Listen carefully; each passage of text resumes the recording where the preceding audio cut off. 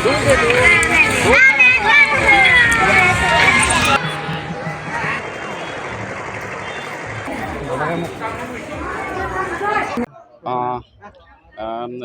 দতাৰ মেলা ভালে মানুহৰ সমাগম হৈছে। এনে আমাৰ অষ্টমীৰ দিনাখন অষ্টমী নৱমী আজি দশমী আজিৰ শেষৰ দিন আপোনালোকে দেখি আছে যে ভক্তপ্ৰাণ ৰাইজৰ সমাগম। এইবাৰ আমাৰ অসমৰ বাহিৰত অন্যান্য ৰাজ্যৰ পৰা ইউ.পিৰ পৰা মেঘালয়ৰ পৰা অৰুণাচলৰ পৰা আকৌ ইফালে বিহাৰৰ পৰাও এইবাৰ ভক্ত আহি ইয়াত সমাগম হোৱা বুলি আমি ইতিমধ্যে গম পাইছোঁ। আমি সঠিকভাৱে হিচাপ কৰিব নোৱাৰিলেও 10 লাখৰ কম নহয় মানুহ ইয়াত সমাগম।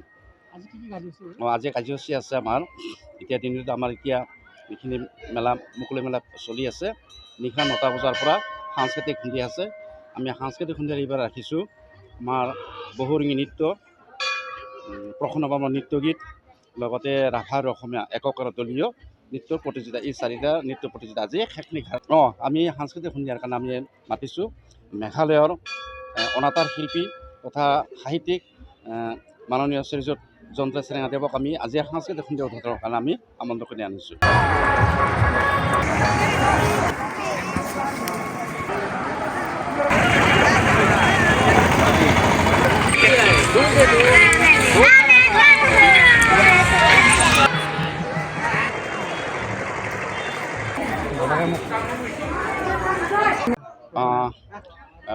এইবাৰ দতাৰ মেলা ভালে মানুহৰ সমাগম হৈছে।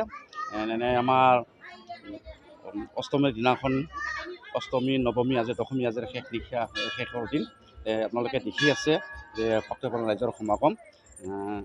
এইবাৰ আমাৰ অসমৰ বাহিৰত অন্যান্য ৰাজ্যৰ পৰা ইউ.পিৰ পৰা মেঘালয়ৰ পৰা অৰুণাচলৰ পৰা আকৌ ইফালে বিহাৰৰ পৰাও এইবাৰ ভক্ত আহি ইয়াত সমাগম হোৱা বুলি আমি ইতিমধ্যে গম পাইছোঁ।